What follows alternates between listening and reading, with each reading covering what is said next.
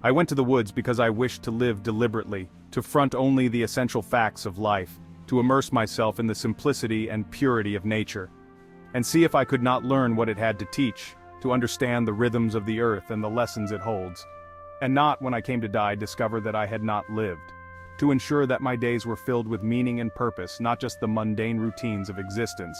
This, my own sentiment, encapsulates the yearning for authentic experience, a life unburdened by the superfluous. It is a call to strip away the excess and focus on what truly enriches our souls. Imagine the open road, a symbol of boundless possibility. Each mile traveled represents a new opportunity, a chance to explore the unknown and embrace the adventure that life offers. That sense of liberation, that's freedom. The wind in your hair, the horizon stretching out before you, the feeling that anything is possible.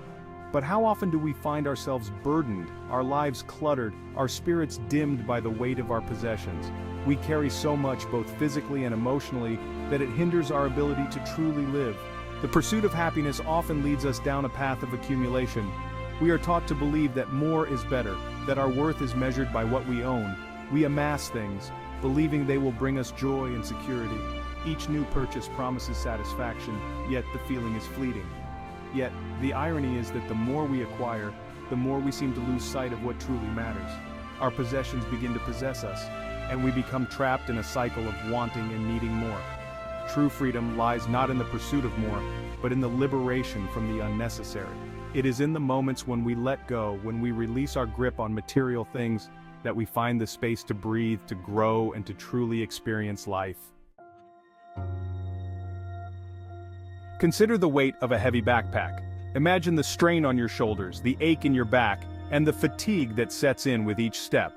Now imagine that backpack filled not with camping gear for a weekend adventure, but with the burdens of our possessions. Each item we own adds to the load we carry. These possessions, while seemingly harmless, accumulate over time, turning into a heavy burden that weighs us down. Each item, a representation of our desires, our perceived needs, our anxieties. They symbolize our quest for happiness, security, and status. We carry this weight both physically and mentally. The more we acquire, the heavier the burden becomes, affecting our well-being and peace of mind. Clutter in our homes translates to clutter in our minds. The chaos around us seeps into our thoughts, creating a sense of overwhelm and stress. The constant need to organize, clean, and maintain our possessions drains us of our time and energy. We spend hours managing our stuff, leaving little room for what truly matters. We become trapped in a cycle of consumerism, constantly chasing after the next purchase, the next upgrade, the next fleeting sense of satisfaction. This pursuit often leaves us feeling empty and unfulfilled. This cycle keeps us tethered to our possessions, our freedom slowly eroded. We become prisoners of our own making, bound by the very things we thought would bring us joy. But what if we could break free from this cycle? What if we could liberate ourselves from the chains of materialism and find true freedom?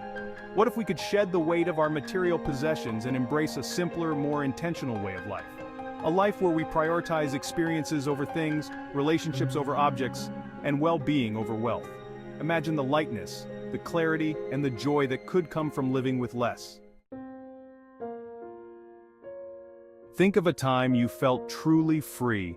Was it a moment when you were unburdened by the chaos of everyday life? Was it while surrounded by material wealth, with all the luxuries and comforts money can buy? Or was it in a moment of simplicity, where the noise of the world faded away, and you felt at peace? Perhaps it was a walk in nature, where the beauty of the natural world brought clarity to your thoughts, or a heartfelt conversation with a loved one that made you feel truly connected. Or maybe it was the pursuit of a passion, an activity that made you lose track of time and feel completely alive. True freedom is an internal state, untethered to material possessions. It's not about what we own, but about how we feel inside. It's about living in alignment with our values, pursuing our passions, and finding joy in the simple things.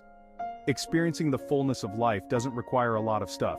It requires a lot of heart, a lot of presence, and a lot of love. The weight of our possessions extends beyond the physical.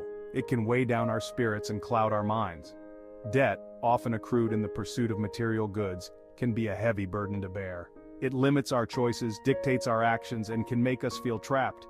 It steals our peace of mind, causing stress and anxiety that can affect every aspect of our lives.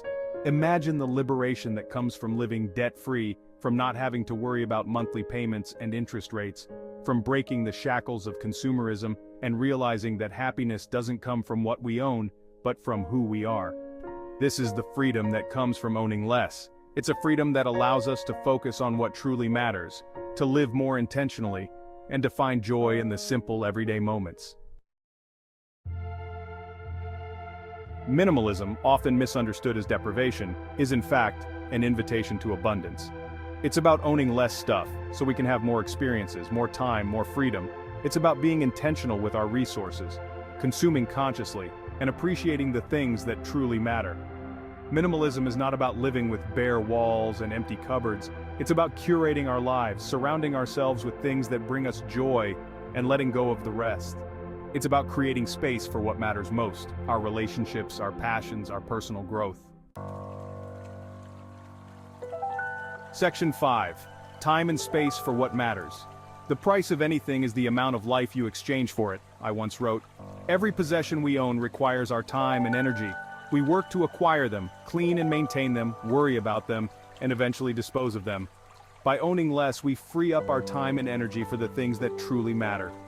Imagine having more time to spend with loved ones, to pursue your passions, to simply be present in the moment.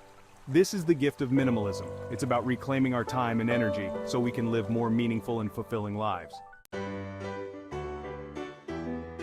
Section 6. Experiences over things.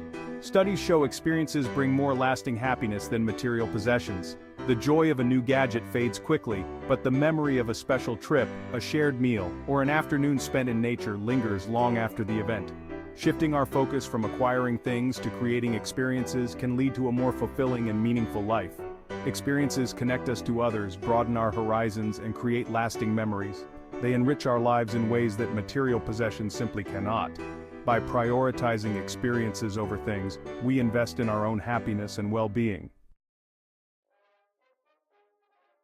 Section 7. Freedom from debt and consumerism. Rather than love, than money, than fame, give me truth, I once declared. The truth is, consumerism shackles us to a cycle of want and debt. It tells us that happiness is found in the next purchase, the next upgrade, the next fleeting trend. But true freedom lies in breaking free from this cycle. Imagine the peace of mind that comes from being debt-free. Imagine the freedom to make choices based on your values, not your credit limit. This is the power of minimalist living.